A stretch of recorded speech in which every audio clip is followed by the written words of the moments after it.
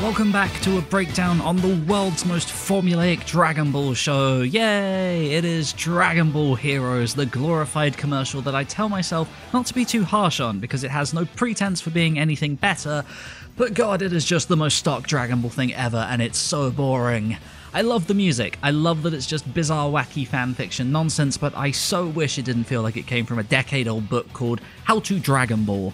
Of course, the reason is Tadayoshi Yamamura's storyboard. I feel like he's been doing Dragon Ball for so long at this point that he just has this extremely rigid idea of what poses characters should take, how things should be framed, and it's so stagnant after 30 years of this franchise. Plenty of these ideas are cool in isolation, but they've been used over and over and over again that it's kind of just lost all impact. It feels like there's no more room for evolution, and that's such a shame. There are some legitimately cool ideas in here, much like the last episode, but they're so few and far between that it doesn't really make much of a difference. I will reiterate though, I do have a great respect for Yamamura and everything he did for this franchise in his prime. It's a real shame about his decline, but I actually gained a lot more respect for him for stepping down and letting fresh young talents take over the franchise with this new movie. Like I said last episode, if he's comfortable taking a back seat and sticking to his formulaic approach for small projects like these glorified commercials, then I guess that's fine. I don't know how to approach things.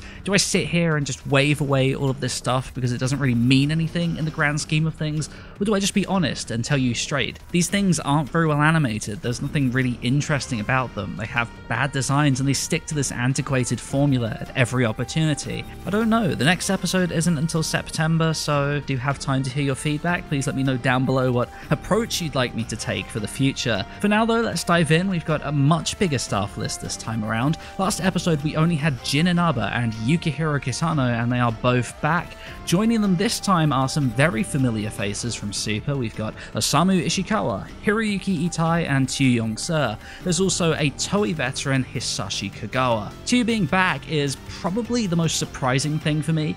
If you follow me on Twitter, you may remember me posting his thoughts on Dragon Ball after he joined the One Piece team. He said, "My reaction upon joining a new team and looking at the storyboards. I want to draw this and this. I want to try it all. My reaction upon joining the Dragon Ball team and looking at the storyboards.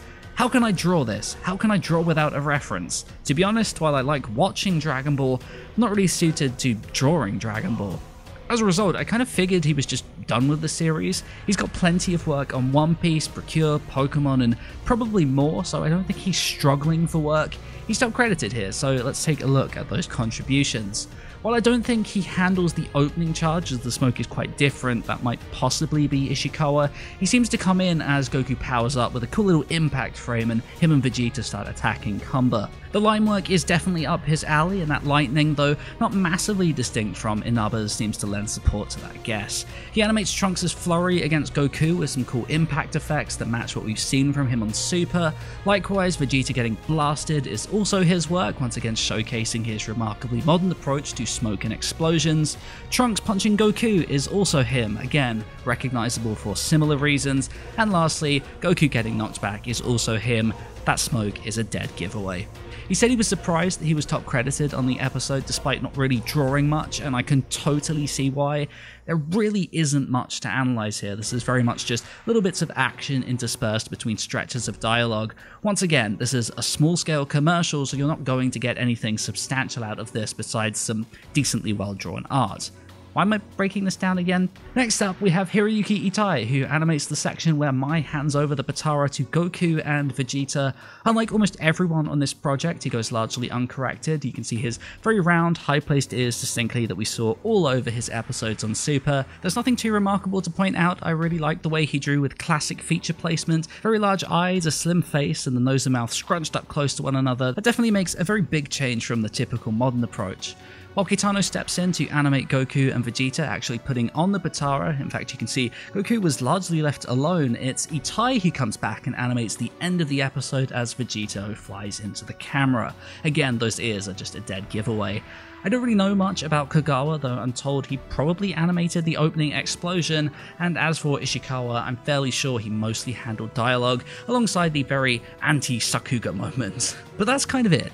it's a real struggle to actually say anything substantial about this project. It doesn't really feel like I'm just repeating myself or reading out an encyclopedia without really offering much to analyze, and I kind of feel really bad making a video when that's all I really have to offer. But at the very least, I hope just knowing who did what was kind of interesting to you, and that maybe you got a laugh out of that very silly gag at the beginning. We did get to see Shintani's Broly designs last night. I'm going to save covering that until V-Jump leaks so that I can actually talk about it in depth with some high quality images. The trailer for the new movie is coming out on Thursday, and well, let's just say we have a lot to look forward to, apparently.